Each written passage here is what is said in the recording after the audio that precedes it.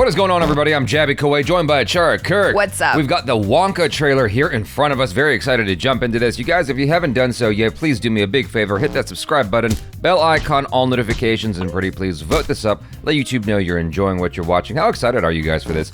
I wasn't expecting this to happen. I never actually saw the Johnny Depp version. Did you?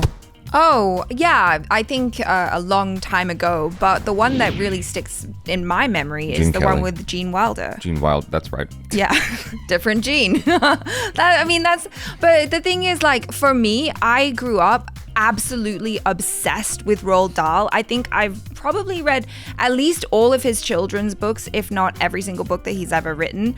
And so, you know, Charlie and the Chocolate Factory was huge for me. And then later on, I learned about the film through my friends when I was much older in university, because for a lot of British children, that Charlie and the Chocolate Factory with Gene Wilder was a huge part of their childhood. So, right. Yeah.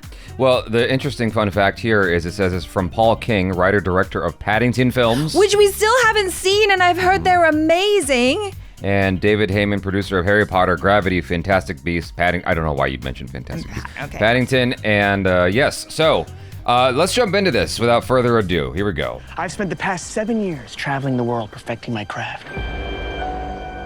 You see, I'm something of a magician, inventor, and chocolate maker. So You're quiet a chocolate up and listen magician. down. Nope, scratch that. Reverse it. Mr. Wonka, I can see you're a man of great ingenuity. What are you doing? I'm making chocolate, of course. How do you like it? Dark, white, nutty, absolutely insane. Many people have This is a different role for him. Chocolate. They've all been crushed by the chocolate cartel. You can't get a shop without selling chocolate, and you can't sell chocolate without a shop. No daydreaming. What are we gonna do, Willy?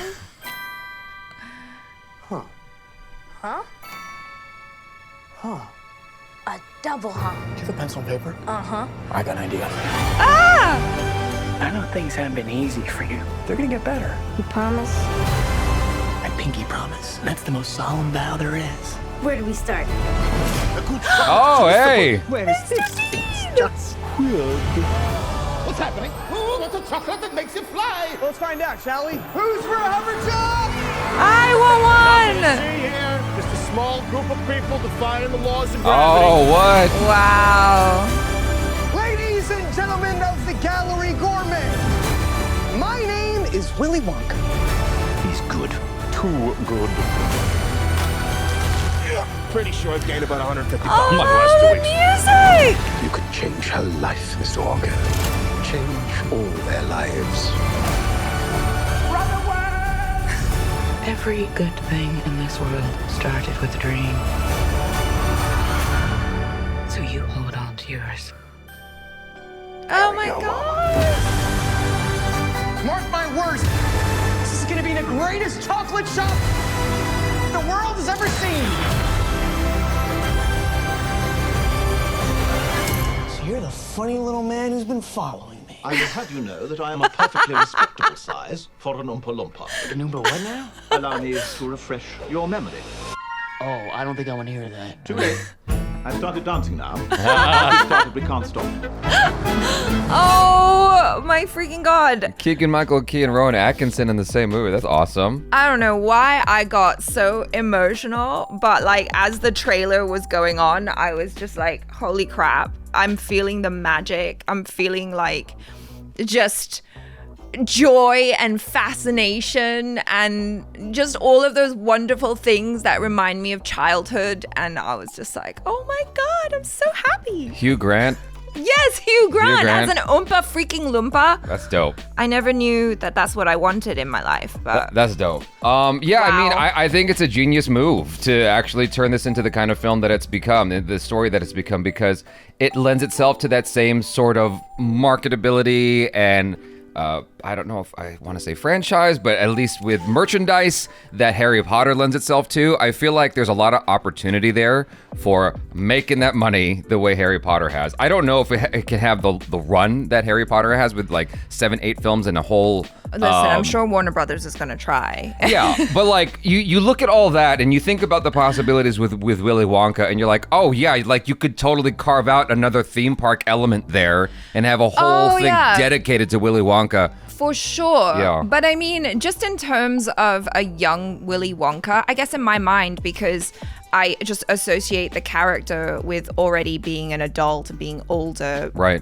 It's interesting to approach this through the story of a younger man, a younger Willy Wonka, and he still has all of those quirks and mannerisms that we associate with the character. And I love the energy that Timothée Chalamet is bringing to this, because he's got that kind of like mad genius, manic energy coming through, and I really like it. What you're talking about is actually the genius move here, is going with that younger sort of vibe. Yeah. Because again, going back to Harry Potter, that's what that brought to, audiences. It's just like someone that is in that perfect age range that, young kids can look up to and as kind of aspire towards, or just like feel like they're connected to, you know what I mean?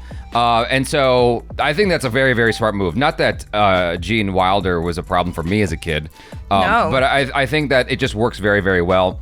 And the premise of the story is very much one that we've seen from Disney a lot, ironically, which is like giving it back to the man and standing up to the corporate greed. And well, yeah, I mean, that's what Willy Wonka has always been about, It's always been about these kind of outlandish, crazy chocolates and sweets that bring out your inner child, and it speaks to the joy. And that's why I've always enjoyed Roald Dahl's works, because he really understood children, and your inner child. It's funny because like I didn't remember any of that from the movie growing up. Like as a kid, I just was so fascinated with the contest aspect of it and like getting that golden ticket and then participating in this like crazy world and all of the chaos that happened. Well, yeah, but that's what it is, because it's like, it's crazy. Can you imagine, like, in your wildest dreams, when you thought about a chocolate factory, do you imagine like rivers of chocolate and small people As called a kid, yes. Oompa-Loompas? Well, exactly, Yeah. and that's what was so magical about Roald Dahl's works, was that each and every one of his stories really spoke to children in a way that like,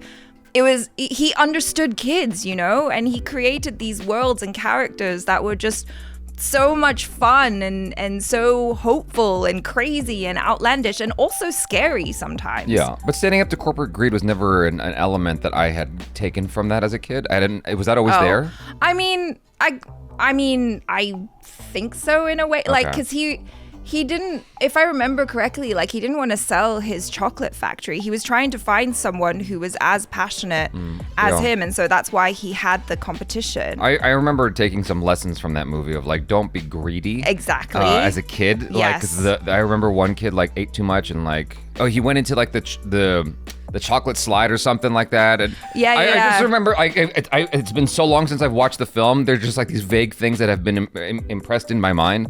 I remember the bubblegum one you could chew forever. Yep. And then something that could make you float. Yes. But then I remember Charlie ends up I mean, like the don't be greedy aspect was a pretty big part of it. Yeah. But I mean, this just feels so magical. I love an origin story, and I think the thing that makes me most excited about this, because I knew this was coming and I was kind of like, okay, that's interesting, I'm open to it. But then just kind of getting a sense of the joy and the magic, as well as the heart. Yeah. That's what I'm really hoping for when I watch this. And it definitely impacted me in a way that I wasn't expecting, because I wasn't expecting like an emotional response to it. But like when that music kicked in, my one question to you about this is, do you think that this is the best way to go, or do you think it would have been better to just redo what they did with Gene Wilder? Like the same film? I think this is interesting. I don't know, like, what if there is a source material for this in terms of his backstory, and if there's not, and they've just come up with this story, like, I really hope that whoever worked on it, it was just really sensitive to Sure. Roald Dahl's works and carries a lot of that kind of heart through. And I from what I'm seeing, I'm feeling pretty good about it. I think that this is the better way to go if you're thinking franchise. Oh, for sure. Because I feel like that's everything today is franchise. Everything today is like sequels, right? You can't just think about the one film. You're thinking about the next 4, or potentially, or at least a trilogy, right? And so Warner Brothers has had success with Dune. So- Also starring certain Timothée Chalamet. Exactly. I Yeah. don't know why I brought Dune up of all movies.